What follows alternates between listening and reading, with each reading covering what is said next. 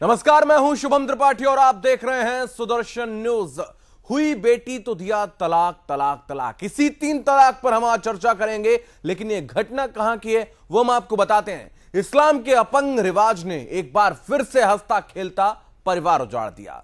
छत्तीसगढ़ के रायपुर में एक जिहादी शौहर ने अपनी बेगम को 3 तलाक सिर्फ इसलिए दे दिया था कि उसने एक बेटी को जन्म दिया था। एक रिपोर्ट हम आपको दिखाएंगे, उसके जरिए आप समझेंगे कि कैसे ये 3 तलाक की जो ये बीमारी है ये कितनी भयावह है। देखिए रिपोर्ट।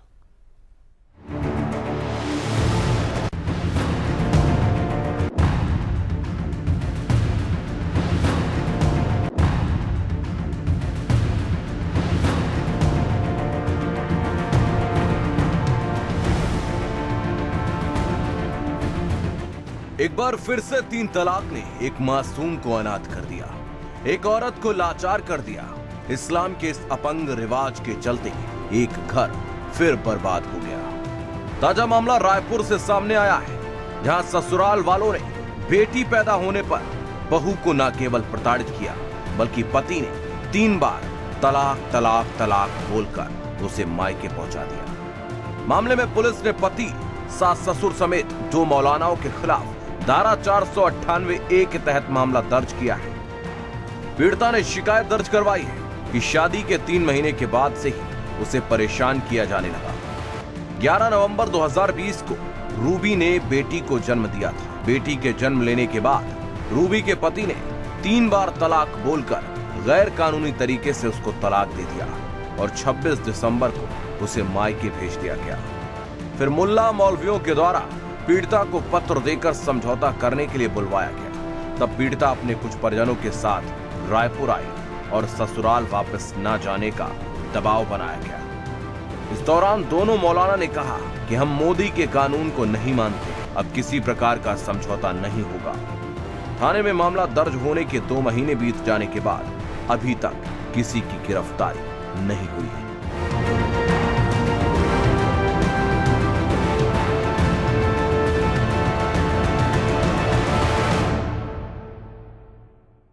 तो उन मौलानों ने साफ कर दिया कि वो मोदी के कानून को नहीं मानते हैं। सीधे तौर पर उन्होंने कह दिया कि जो 3 तलाक के खिलाफ कानून बनाया गया है उसको वो नहीं मानते हैं, और जो ये इस्लाम का काला सच है वो लागू करने पर वो आमादा है। तो छत्तीसगढ़ की इस पूरी घटना से आप समझ गए हैं कि कैसे आज भी पूरे देश में अलग अलग जगहों पर जो इस्लाम के ये काले रिवाज हैं वो आज भी अपनाए जा रहे हैं। और मौलानाओं ने उस बेटी को ठुकरा दिया और सीधे तौर पर कह दिया कि हम मोदी का बनाया हुआ 3 तलाक का कानून नहीं मानते हैं। और इस पूरे 3 तलाक के पीछे सिर्फ वजह क्या थी? वजह बहुत छोटी सी थी, और वजह यह थी कि उस जो युवती है जिनके साथ शादी हुई थी इस व्यक्ति की, उसने बेटी को जन्म दिया था, और बेटी के जन्म से उस का जो पति है वो इतना ज्यादा नाखुश हो गया, वो इतना ज्यादा गुस्सा आ गया उसको कि उसने सीधे तलाक, तलाक, तलाक बोल दिया। और उसके बाद इस पीड़िता को मायके भेज दिया जाता है। मायके भेजने के बाद जब कोशिश करते हैं मायके के लोग कि फिर से सारी चीजें सामान्य हो जाएं, फिर से जो पति है इस पीड़िता का वो उसे अपना ले, तो साफ तौर पर मना कर दिया जाता है। और इस पूरे घटनाक्रम में जो मौलानाओं की स्थिति संदिग्ध आई है, वो मौलाना भी नहीं चाहते हैं कि इस 3 तलाक के बाद स्थितियां सामान्य हो। ये जो पीड़िता है वो अपने ससुराल में अच्छी तरीके से रहे, वो नहीं चाहते हैं। और एक हलाला की जो पूरी कार्रवाई होती है उसको लेकर भी दबाव बनाया जा रहा है।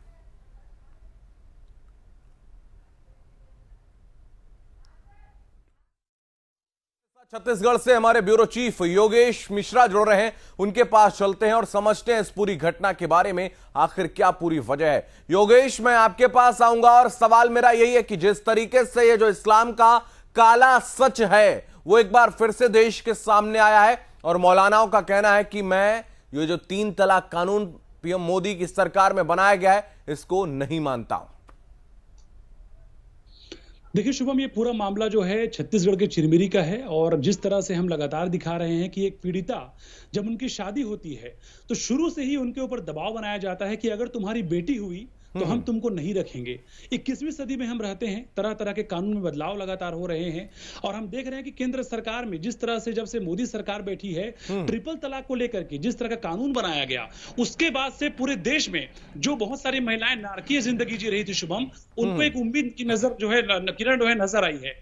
लेकिन उसके बाद हम देख रहे हैं कि जिस तरह का ये पूरा मामला चिरमिरी सामने आया है कि बच्ची जब शादी होकर अपने ससुराल चली जाती है तो उनके ससुराल पक्ष के लोग उनको लगातार मानसिक रूप से प्रताड़ित करते हैं, शारीरिक रूप से प्रताड़ित करते हैं और ये कहते हैं कि अगर तुम्हारी बेटी हुई तो हम तुमको नहीं रखेंगे। उसके बाद जैसी बेटी होती है तो आखिरकार उनको ट्रिपल तलाक दे दिया जाता है।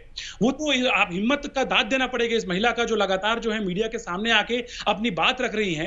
कल भी जब इन्होंने पूरे मामले को लेकर सुदर्शन न्यूज को बाइट दिया तब भी हमको अच्छा लगा। कम से कम ऐसी जो महिलाएं हैं जो दंश झेल रही है, जो पीड़ा झेल रही है, कम से कम उनकी आवाज जो है इतनी दबी हुई नहीं है, कम से कम बोल पा रही है। वरना जो मौलानाओं के बारे में ये महिला लगातार बता रही है कि मौलाना इन पे दबाव बना रहे थे, जिन मौलानाओं को अपने आप को धर्म के ठेकेदार कहते हैं,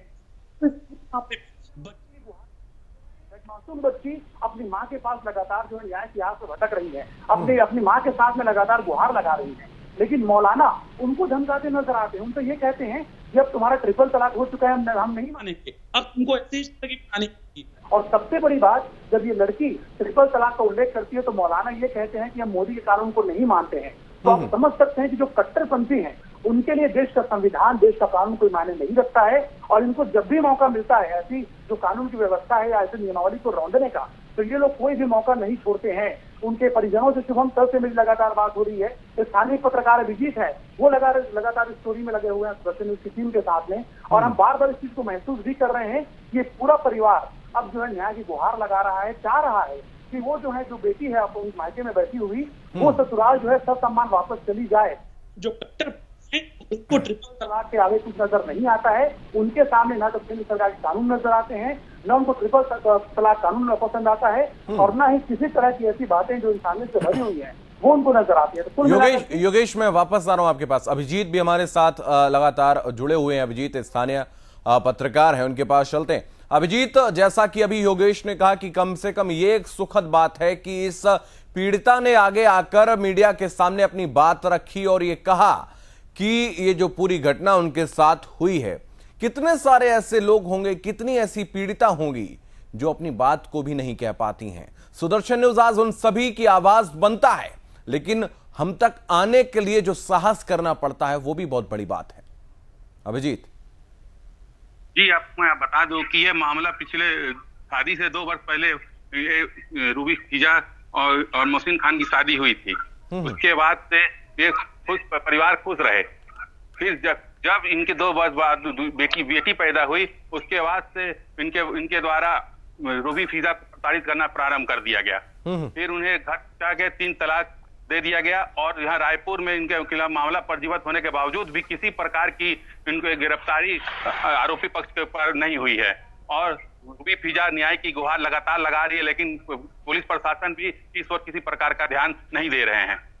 जी, हमारे साथ सुप्रीम कोर्ट के वरिष्ठ अधिवक्ता हैं ऋषिपाल सिंह हमारे साथ जुड़े हैं, उनके पास चलेंगे।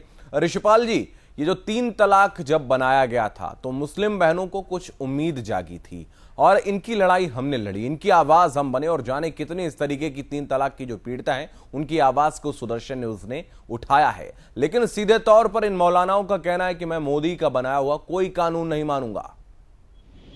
देखिए शुभम जी, ये अपने आप में बहुत दुखद स्थिति है कि आज भी इतने सालों के बाद जो हमारी बहनें हैं, वो चाहे कोई भी किसी भी धर्म से रिलेटेड हो, उनको इस तरह की प्रॉब्लम फेस करनी पड़ रही है। जो जितने भी मौलाना हैं या जितने भी ये पटमुल्ला हैं, ये सभी के सभी लोग कॉन्स्टिट्यूशन का हवाला देते हैं कि कॉन्स्टिट्यूशन में हवाला है कि हमें अधिकार है कि हम अपने धर्म को जैसे मान सकते हैं। यानी कॉन्स्टिट्यूशन में लिखा हुआ है कि सभी व्यक्ति को अंतकरण की स्वतंत्रता और धर्म का आबोध मानने का। लेकिन उससे पहले 3 शब्द और दे रखे हैं। वो दे रखा है लोक व्यवस्था, सदाचार और स्वास्थ्य। इनके उपबंधों के अधीन रहते हुए, यानी कि जो पब्लिक ऑर्डर है, मोरालिटी है और हेल्थ को ध्यान रखते हुए। यानी पब्लिक ऑर्डर के अंदर जब ऑलरेडी एक सरकार ने, केंद्र सरकार ने कानून बना दिया तो आप उस कानून के उल्लंघन करते तो आप अपराध करते हैं। अभिजीत जी ने जैसे अभी कहा कि पुलिस कुछ नहीं कर रही, मैं आपको बताना चाहूंगा अभिजीत जी, अगर आप जाएं पुलिस ऑफिसर को बताएं और कानून दिखाएं कि 3 तलाक देना अपने आप में कॉग्निजेबल ऑफेंस है, यानी जिसके अंदर पुलिस ड्यूटी बाउंड है, सुप्रीम कोर्ट का जजमेंट है, पुलिस ड्यूटी बाउंड है एफआईआर लिखने के लिए।